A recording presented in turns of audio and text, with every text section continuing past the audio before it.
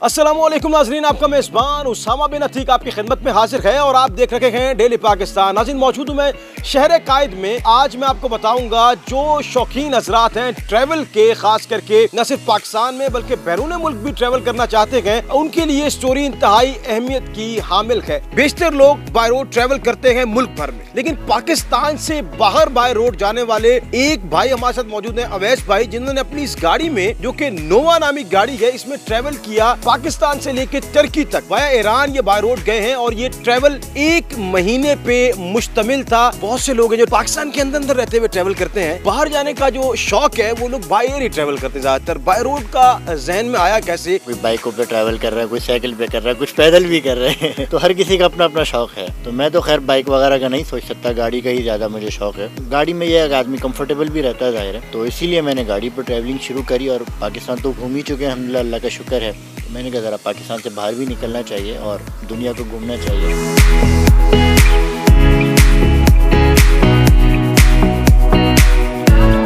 कराची से सफर शुरू किया, वाया ईरान और फिर टर्की पहुंचते हैं। ये 1 महीने का ट्रैवल था जी, ये पूरा 1 महीने का ट्रिप था। कराची से लेके ईरान या टर्की तक अगर किलोमीटर का अंदाजा लगाएं कि एक एंड से अगर हम काउंट करेंगे कितने किलोमीटर ट्रैवल बनता है? बीच में घूमने को शामिल ना करें तो वो 10,000 किलोमीटर तक बन जाता है। लेकिन ज़ाहिर है जब आप हर सिटीज़ में जाते हैं, क्योंकि हम तो टूरिज्म के हवाले से गए थे, तो जब आप उनमें घूमते हैं, हर सिटीज़ के अंदर भी घूमते हैं, तो टोटल जो मेरी ट्रैवलिंग हुई है वो 16,000 किलोमीटर।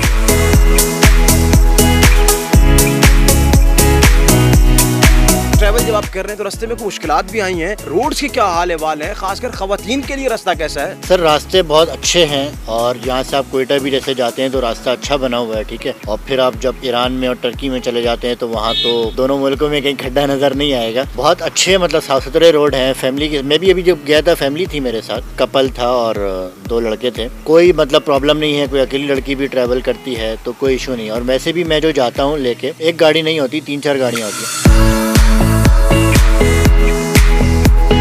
कॉस्ट क्या आती है एक बंदे पे इस महीने के ट्रैवल की? और इसमें वीजा, इसमें अकोमोडेशन, इसमें खाना पीना सब शामिल होता है? पर पर्सन जो इसमें कॉस्ट आती है वो है 4,85,000 रुपये। अच्छा, इसमें दोनों ऑप्शन है, मेरे साथ भी मेरी गाड़ी में आप जा सकते हैं और ये है कि आप अपनी गाड़ी में भी मेरे साथ मेरे ग्रुप में जा सकते हैं, तो उसके फिर हैं 3,85,000 रुपये। सारा कुछ करना मैंने होता है, आपने सिर्फ बैठना है और एंजॉय करना है।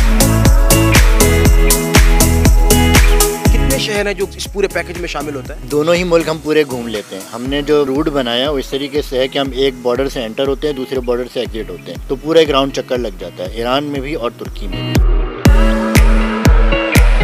नाज़रीन जो देख रहे हैं उनको ज़रा आप अगर कन्विंस करें कि बाय एयर ट्रैवल करने में और बाय रोड ट्रैवल करने में डिफरेंशिएट कैसे करते हैं इन दोनों को। अगर आप चाहते हैं कि मुल्क को सही तरीके से एक्सप्लोर करें तो वो आप बाय एयर नहीं कर सकते, वो आप बाय रोड ही कर सकते हैं। लेकिन अब बाय एयर जो लोग जाते हैं ज़्यादा 3 सिटीज़ देख लेते हैं, 4 सिटीज़ देख लेते हैं। हमने तो दोनों मुल्क पूरे देख लिए और फिर उसमें बहुत सारी जगह पे अब आप ज़ाहिर है अपनी गाड़ी में है तो आपका दिल चाह रहा है यहाँ पे मैंने पिक्चर लेनी है, यहाँ पे मैंने वीडियो लेनी है, मैं रुक गया, मुझे यहाँ घूमने जाना है, मैं वहाँ चला गया। तो ये बहुत अच्छा भी रहता है और सस्ता भी रहता है, क्योंकि आपने वहाँ जाके ज़ाहिर है अगर आप बाय एयर गए तो आपने वहाँ टैक्सी करनी पड़ेगी। तो अपनी गाड़ी है तो आदमी जहाँ दिल चाहे चला जाए, क्योंकि ईरान भी और एक तुर्की भी दोनों तारीखी मुल्क हैं और वहाँ पे बहुत सारी जगह हैं घूमने के लिए। खूबसूरती के लिहाज से भी, इस्लामिक पॉइंट ऑफ व्यू से भी और हिस्ट्री के लिहाज से भी दोनों एक तारीखी मुल्क हैं और बहुत सारी जगहें वहाँ पे आप जाके देखेंगे। डॉक्यूमेंटेशन से मुतल्लिक भी बता दीजिएगा किस तरह वो सारा प्रोसेस को कंप्लीट करना है? देखें, डॉक्यूमेंटेशन में जो 3-4 मेन चीज़ें हैं, एक तो ज़ाहिर आपका एनटीएन होना चाहिए, आपका FRC होना चाहिए, बैंक स्टेटमेंट होनी चाहिए, उसके साथ मेंटेनेंस सर्टिफिकेट हो गया। ये 3-4 चीज़ें मेन हैं।